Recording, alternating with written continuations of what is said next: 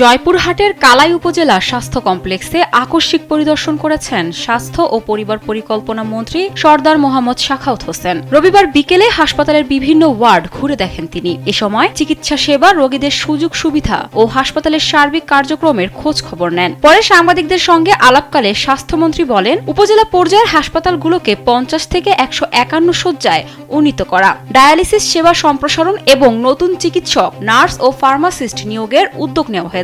আগামী 1 বছরের মধ্যে দেশের স্বাস্থ্য খাত একটি গতিশীল ও দক্ষ চিকিৎসা বহর পাবে। চিকিৎসা সেবায় কোনো ধরনের অনিয়ম, অবহেলা বা গাফিলতির বরদাস্ত করা হবে না। এর আগে তিনি খেতলালের বটতলী বাজারের পরিত্যক্ত ম্যাটসের জায়গা পরিদর্শন করেন। সেখানে মেডিকেল কলেজের আবাসিক হোস্টেল করার সিদ্ধান্তের কথা জানান। পাশাপাশি জয়পুরহাট শহরে 400 শয্যার জেনারেল হাসপাতালের পাশে মেডিকেল কলেজ হাসপাতালের একাডেমিক ভবন নির্মাণ করা হবে বলেও জানান তিনি। আমরা 151 শয্যা বিশিষ্ট হাসপাতাল করব 3 বছরে। তবে যেহেতু এইটাতে আমি আসছি এবং এটা আমার এলাকাটাও সুন্দর, জনসংখ্যা বেশি, আমরা প্রথম পর্যায়ে এটাকে নেওয়ার চেষ্টা করবো ইনশাল্লাহ।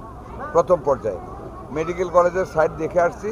দেখা যায় আমাদের মাননীয় মন্ত্রী বাড়ি সাহেবকে নিয়ে আমরা কথাবার্তা বলে কোন জায়গাটায় বিল্ডিংটা হবে একাডেমিক, যেটা আইসিটির এলাকা আছে এটাতে হবে নাকি মেডিকেল কলেজ হাসপাতালের সাথে হবে, এটা সিদ্ধান্ত নিয়ে কার্যক্রম শুরু করবো। প্রত্যেক উপজেলায় 191, সারা বাংলাদেশের সকল উপজেলায় 131 শয্যা বিশিষ্ট হাসপাতাল হবে। এর মধ্যে 20টা থাকবে মহিলাদের সিট আলাদা, 20টা থাকবে শিশুদের জন্য, 10টা থাকবে কিডনি ডায়ালিসিস। আমরা শহর থেকে কিডনি ডায়ালিসিস গ্রাম পর্যন্ত নিয়ে যাব, যাতে করে আমাদের মানুষ কম মূল্যে 300-400 টাকা যাতে কিডনি ডায়ালিসিস করাইতে পারে।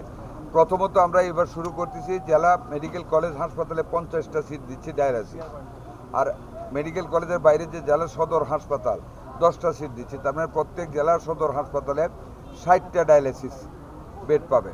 2 জন করে যদি ডেলি করে তাহলে 120 জনকে করতে পারবে প্রতিদিন। আর লাইন দিতে হবে না, 1 মাস পরে ডেট দিতে হবে না। যখন উপজেলায় নিয়ে যাবো ইনশাল্লাহ, উপজেলা অন্তত আরও 100 রুগী আটকায় দিবে।